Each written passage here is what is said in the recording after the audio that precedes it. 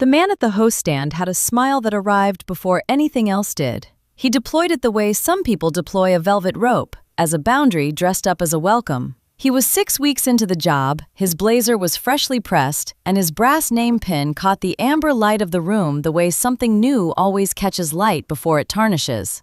The woman he was smiling at wore a camel wool wrap coat, no jewelry except a slim rose gold watch, and an expression that gave nothing away. Her name was Corianne Duvall-Osei. The restaurant was called Maison Duvall. She had not come to make a point, she had come for dinner.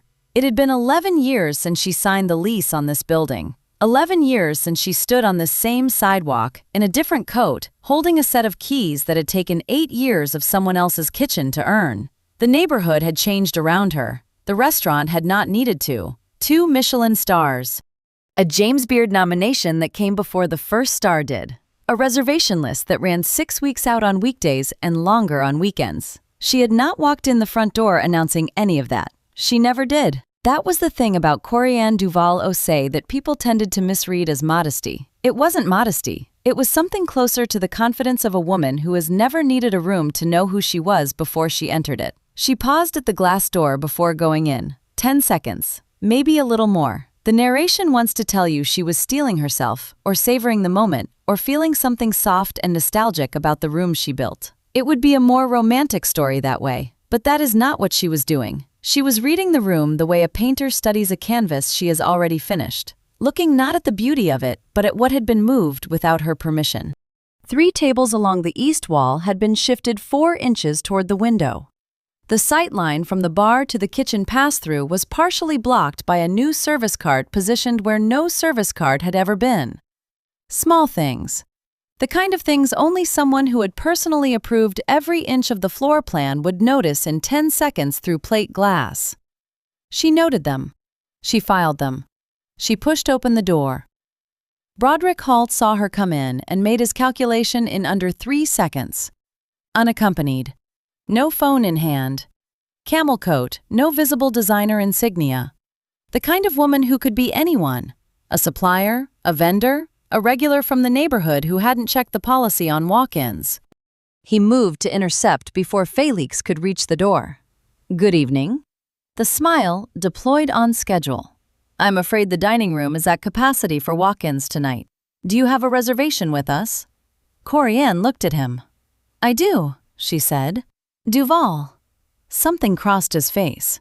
Not doubt. He was not a man who moved quickly toward doubt. It was more like the brief recalibration of someone encountering an obstacle they hadn't anticipated and choosing, almost immediately, to reclassify it as a nuisance. He looked down at the ledger. He looked back up. The Duvall table, he said, his tone taking on a careful, patient quality. The tone of a man explaining something to someone who should already understand it. Is held for the owner's party. That reservation isn't available for general booking. He paused, let the smile return. It may be a mistake in the system. If you'd like to wait outside, I can verify with management and have someone come find you. A beat. It shouldn't take long.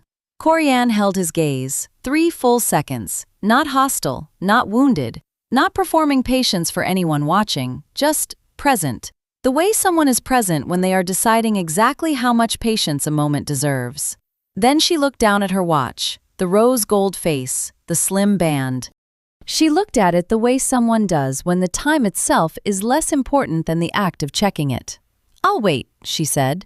And she turned and walked back through the door she had built, onto the sidewalk, and stood there in the cooling evening air with her hands at her sides and her expression entirely unchanged.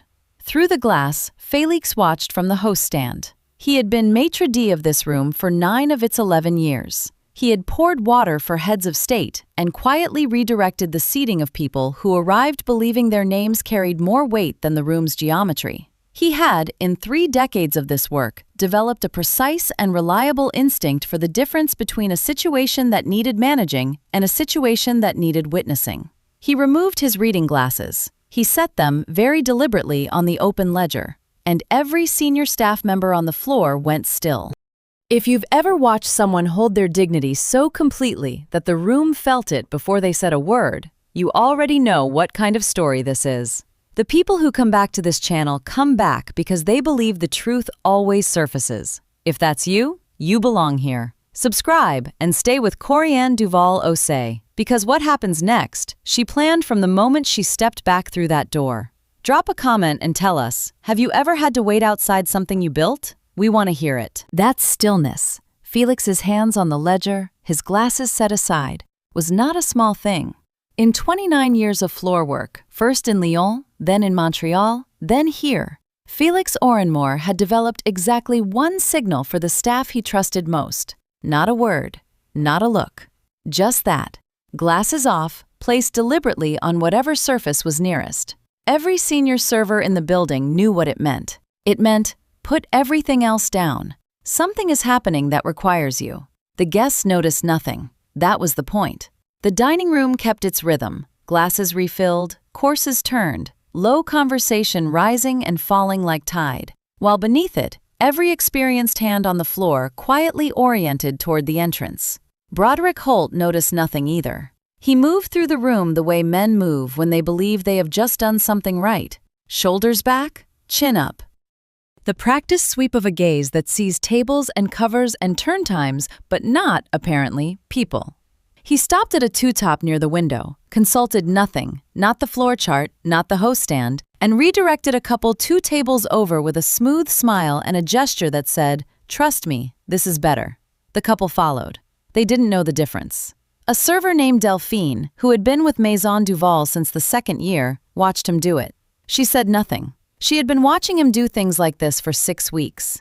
"I run a tight ship here," Broderick said, loudly enough that the words carried past the server he was addressing and landed gently at table 7. To understand what Broderick Hault had done and what it meant, you have to understand what Maison Duvall actually is. Not what it looks like from the outside, what it costs to build. Corianne Duvall-Osei grew up watching her parents cook for other people's celebrations. Her mother worked the line at a Creole kitchen on Magazine Street. Her father did banquet prep for a hotel downtown that wouldn't seat him in its own dining room. They were extraordinary cooks who spent their careers making other people look good. And they raised a daughter who understood from the time she was old enough to hold a knife that the distance between the kitchen and the dining room was not a matter of talent. She put herself through culinary school on a combination of loans, weekend catering work, and a stubbornness that her instructors noted in her file as exceptional focus, occasionally difficult. She graduated 2nd in her class and took a job as a prep cook in someone else's kitchen because that was where you started.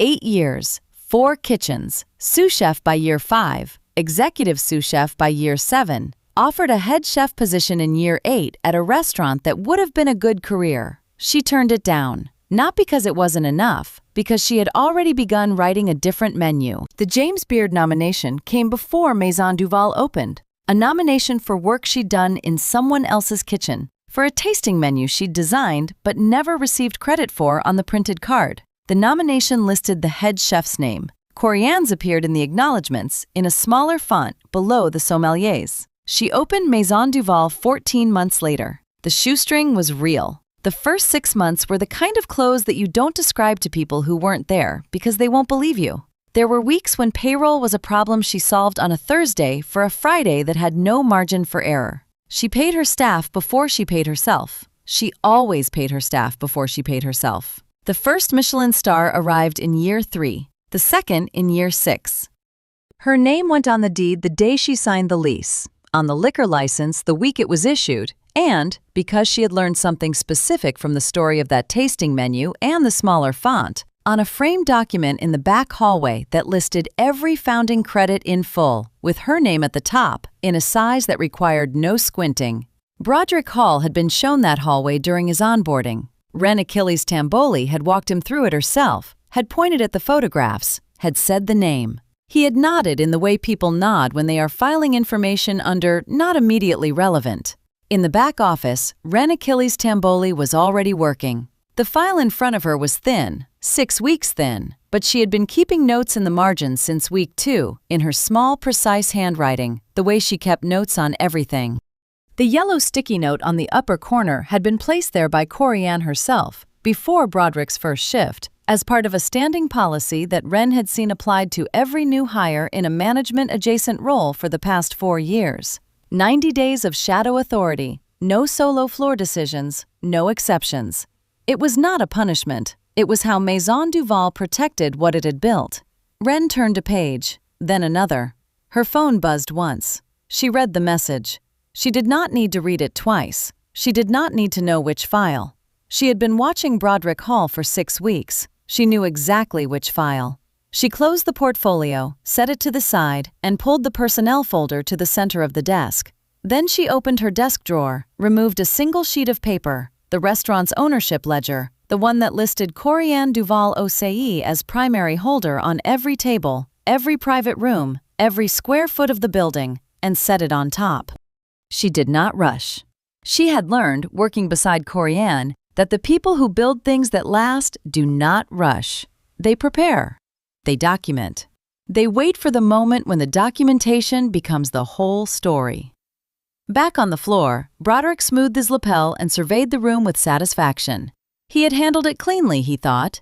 A woman without a reservation, or at least without one she could prove, had been redirected. The dining room was full. The evening was running well. He did not look toward the entrance. He had no reason to. At table 7, a woman with a press lanyard tucked under her blazer lapel lowered her menu slightly, looked toward the entrance, and reached for her phone. The rain came in the way New Orleans rain always does. Not announced, not dramatic. Just there. A fine, cool mist that darkened the pavement in slow patches and collected in the folds of Corianne Duvall-Osei's camel wool coat while she stood on the sidewalk outside the restaurant whose name was her own. 8 minutes had passed. She had not moved toward the door. She had not checked her phone a second time. She stood the way she always stood, weight balanced, chin level, the rose gold watch on her wrist catching the amber light from the entrance lantern she had chosen herself from a salvage yard in the Marigny 11 years ago. Inside, through the glass, the dining room moved the way she had trained it to move. Unhurried, precise, beautiful. She heard them before she saw them. The particular sound of good shoes on wet brick, a couple moving quickly under a shared umbrella. She recognized the woman first. Margaret Fontenot, who had been coming to Maison Duvall since the 2nd month it was open, who always ordered the duck and always sent a handwritten note afterward. Beside her, her husband, a man whose name Corianne had never had to look up because she had never forgotten it. They stopped. The confusion on Margaret's face was the quiet kind, a small rearrangement of features, a question that didn't know how to form itself into words. "What are you doing out here?" Corianne answered the question they hadn't asked by not answering it at all. "Margaret?" Her voice was warm and even. "You look wonderful. How is Simone? Last I heard she was finishing her residency." Margaret blinked. Yes, she finished in the spring. She's in Atlanta now. Tell her congratulations from me." Corianne said it the way she meant it, which was completely. "Go on in. Félix will take care of you." She sent them through the door with a smile, and she stayed on the sidewalk, and she did not explain a single thing. Broderick had watched the exchange from just inside the door. He watched Corianne speak to the couple. He watched the warmth in their faces, the way Margaret touched Corianne's arm briefly before going in, the way her husband held the door with the particular deference people show to someone they genuinely respect. He watched all of it, and he arrived at the wrong conclusion with complete confidence. She knew some guests, that was all. He turned to the junior host, a 22-year-old named Dario, who had been on the floor for 4 months and had the good sense to say very little around Broderick. And he spoke in the measured tone of a man issuing a policy clarification. "The woman outside." He didn't lower his voice enough. "She approached 2 of our guests. She's claiming a reservation she clearly doesn't have. Until I personally verify her story, she does not come back through that door without my direct approval. Understood?" Dario said yes. He wrote nothing down. He looked once toward the door and then looked away. What Broderick did not know, what he had decided 6 weeks ago was not worth knowing, was that the reservation system at Maison Duvall was not organized the way most restaurant systems are organized. Most systems list the booking holder. This one listed the owner, because Corianne had built it that way. Every table in the restaurant, every foretop, every banquette, every private dining alcove, every bar seat carried the same designation in the system's ownership field. Primary holder, Duvall-Osei, C. It was not legacy formatting. It was not an artifact of the old software. It was a deliberate architectural choice made by a woman who understood that the most important things in a house should be signed. Broderick had been shown this during his onboarding. The operations manual had a full page on it. Wren had walked him through the system herself on a Tuesday afternoon in September, and he had nodded and said, "Got it," and moved on. The way people move on from information they have decided does not apply to them. Here is what Broderick also did not know. The text Corianne had sent, the one she composed in the 3 seconds between Broderick's back turning and the door closing, was not a complaint. It was not a distress signal. It was 4 words and a period. Pull the file. Have it ready. She had not sent it to a friend. She had not sent it to a lawyer. She had sent it to Ren Achilles Tamboli, Director of Operations, who kept Broderick's personnel file in a red folder in the second drawer of her desk because she had flagged it with a yellow sticky note on his 3rd week and had been waiting, with the patience of someone who has seen this particular kind of man before, for the moment it would be needed. Corianne had not been standing on the sidewalk in the rain because she was waiting for rescue. She had been standing on the sidewalk in the rain because she was conducting a performance review, and she was not yet finished. By the time Margaret Fontenot was being seated by Félix, Wren had already printed the ownership ledger page. 1 sheet, clean, the primary holder designation visible in the header in plain 12-point type, and was walking it to the front of the house without a word to anyone. She did not explain what it was. She did not need to. She set it on the open ledger at the host stand in front of Félix and stepped back. Félix read it the way he read everything, carefully, completely, without expression. His reading glasses were on his nose. The dining room hummed behind him. Somewhere in the kitchen, a pan hit a burner with a clean metallic ring. He read it once. He folded it in half, then in thirds, and tucked it into the breast pocket of his tuxedo waistcoat with the same deliberate care he used for everything. The wine list, the evening's reservation notes, the small things that mattered most.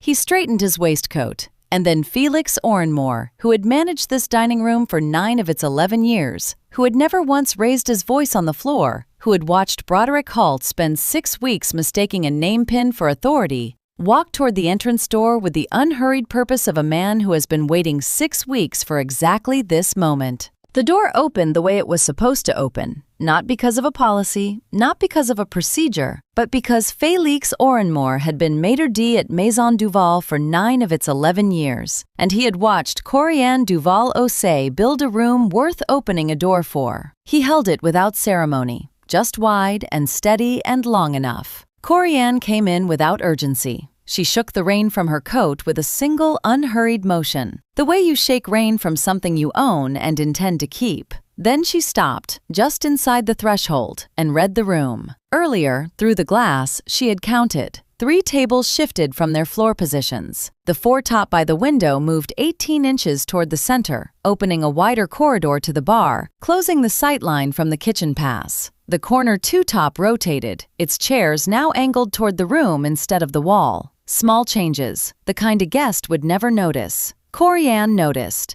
She had noticed the night she arrived and stood outside that door. She had been reading the room the way a painter studies a canvas she has already finished. Not for beauty, but for what someone else had touched. 3 servers acknowledged her as she passed, not with words. A nod from the sommelier near the wine station. A brief pause from the floor captain, the kind of pause that holds a decade of memory in it. And then a hand, one of the younger servers, a woman who had been with the restaurant 4 years, reached out and pressed Corianne's arm once, just below the elbow, before returning to her work. No one stopped service. At the pass-through window, the kitchen kept moving, the controlled percussion of a busy Friday, the smell of brown butter and thyme pushing through the air. And then a single face appeared in the window, the sous chef, a man who had been in that kitchen since year 2, holding a ladle upright in one hand like a quiet flag. He held it for exactly 2 seconds. Then he turned back to the line. Rin was already at the host stand. The file was open on the ledger. Not presented dramatically, just open. The way you leave a document for someone who already knows what it says and simply needs to confirm it with their own eyes. 6 weeks.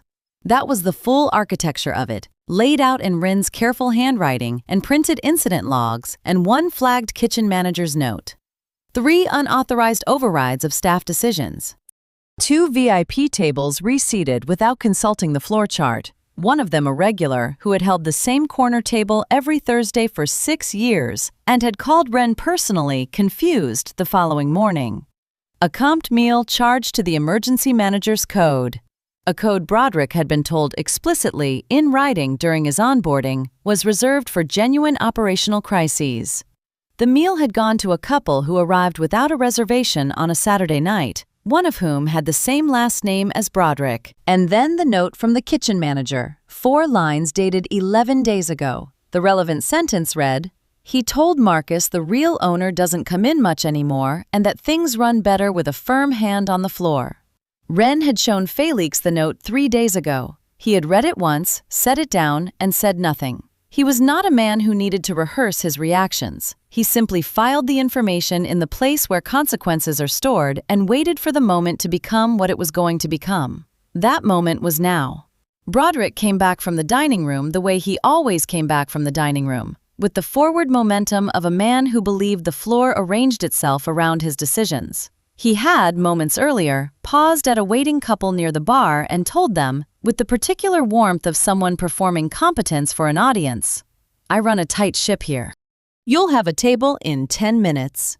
It was the same tone he had used with the junior host, the same tone he had used with the line cook, the same tone he had used with the woman he had sent to stand in the rain outside her own restaurant. Not ignorance, a pattern. He saw them from 20 feet away. Corianne, Félix, Wren, the open file. The color that shifted in his face was not the red of anger, it was the particular gray of a man whose confidence has just discovered the ground beneath it was never solid. He kept walking. There was nowhere else to go. Broderick opened his mouth. He was going to say something about the reservation, about the misunderstanding, about how he had simply been protecting the brand, following protocol, doing exactly what a floor manager is supposed to do when an unverified walk-in claims a table reserved for the owner's party. He did not say any of it, because Corianne turned and looked at him, not sharply, not with heat. With the same expression she had worn on the sidewalk, patient, total, and absolute. The expression of someone who has already seen the whole canvas and is simply waiting for the last brushstroke to confirm what she already knows. It was the same look she had given him through the glass door 11 years ago, when she had stood on this side of it for the first time, key in hand, and understood that everything that happened inside these walls would happen because she decided it would. She had never stopped looking at it that way. Félix stepped close to Broderick, not aggressively, not with theater. The way a man steps close when he wants to be certain he is heard, and equally certain no one else needs to hear. He spoke 4 words, quietly enough that table 7 could not hear them, quietly enough that the sommelier 3 feet away could not hear them, quietly enough that the room continued exactly as it was, candles burning, glasses moving, the kitchen keeping its rhythm behind the pass.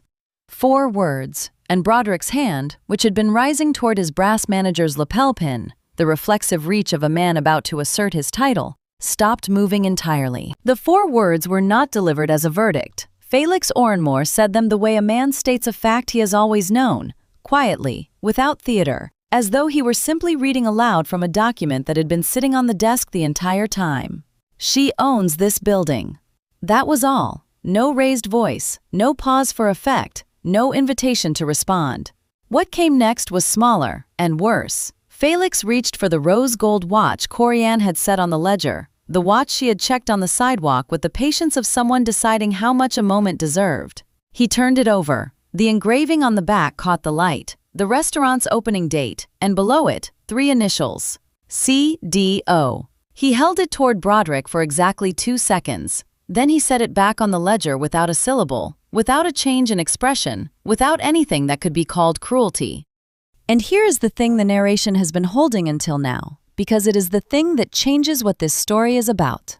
Broderick Hault had seen the photograph. It hangs in the back hallway, between the walk-in and the dry goods shelf. A framed print of Corianne at the pass-through window on opening night, 11 years ago, tongs in one hand, a James Beard nomination letter pinned to the board behind her, her name on the bottom of the frame in plain block letters. Every staff member who has ever taken a break in that hallway has walked past it.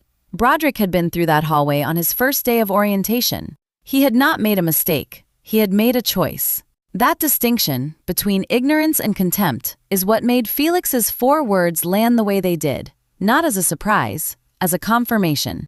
The brass name-pin came off in Broderick's own hand, and he held it there as if he hadn't decided yet what to do with it, as if the decision had somehow already been made for him. Reine Achilles Tamboli did not need to be asked. She had the personnel file. She had the printout. She had walked this particular corridor of consequence before, and she knew that the most professional version of it looked like nothing at all from the outside. A quiet word, a held door, a walk down a hallway that the dining room would never notice. She said Broderick's name once, nodded toward the back office, and waited. He went. Not because he had no choice, but because there was no version of staying that ended differently. The dining room kept moving. A server reached table 4 with the amuse-bouche. A sommelier tilted a bottle at table 9. The low conversation continued like water over stone, and no one, not a single guest, turned to look. No one except the woman at table 7.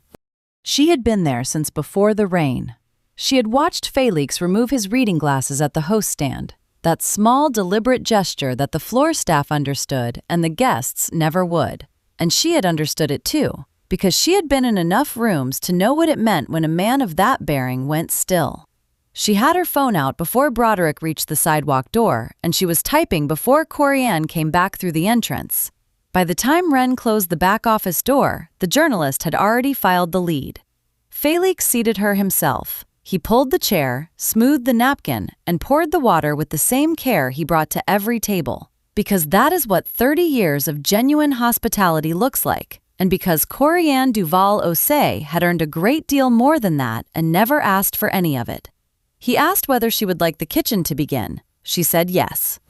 She looked once at the empty host stand, the ledger still open, the reading glasses Félix had set there hours ago now folded and tucked in his breast pocket. The whole apparatus of the evening resolved without a raised voice. Then she looked at the door, the glass door she had stood outside of in the rain, watching 2 people she had known for years walk past her into the restaurant she built, and she had greeted them by name and asked after a daughter and sent them inside with warmth, because that is the kind of woman she is. Then she ordered the tasting menu from memory. She ordered it from memory because she wrote it, every course, every pairing note, every instruction to the kitchen about the temperature of the first plate and the silence between the 3rd and 4th courses, which she had always believed should feel like a breath. She had written it in a notebook at a kitchen table in a rented apartment 11 years ago, before the deed was signed, before the first Michelin inspector ever walked through that door, before any of this existed. The kitchen sent the first course. It arrived the way it always arrived, without ceremony, without announcement, on a plate that was exactly the right temperature. The server set it in front of Corianne and stepped back, and for a moment the whole evening settled into that small, specific silence she had always loved. The pause between the 3rd and 4th courses, the breath, the thing she had written into the menu because she believed a meal should have it. She had been right. The journalist's newsletter went live at 9:47 p.m., 40 minutes before Broderick's Uber arrived. By morning, the story was not about the humiliation. It was about the woman who waited in the rain outside her own restaurant and never once raised her voice, and what that kind of power actually looks like. There is a particular kind of authority that has nothing to do with volume. Corianne Duvall-Osei did not reclaim her restaurant that evening. She never lost it. What she did, what she has always done, is simply remain exactly who she is, in every room, under every condition, until the room catches up. That is not a talent. That is a decision, made daily, over 11 years, in 100 small moments that no newsletter will ever cover. If you have ever been the most qualified person in a room that refused to see it, leave a comment below. This story was written for you, and if you know someone who needs to see what this kind of composure looks like, send them this video. They'll know why you did. The people who watch until the last frame tend to be the ones who understand that the truth does not need to be loud. Subscribe, because that is exactly the kind of story told here, every single time. Dignity was never taken from her. It was only tested, and it held. Thanks for watching. The end screen has more stories in the same world. Pick whichever story on the end screen calls to you. They're all waiting.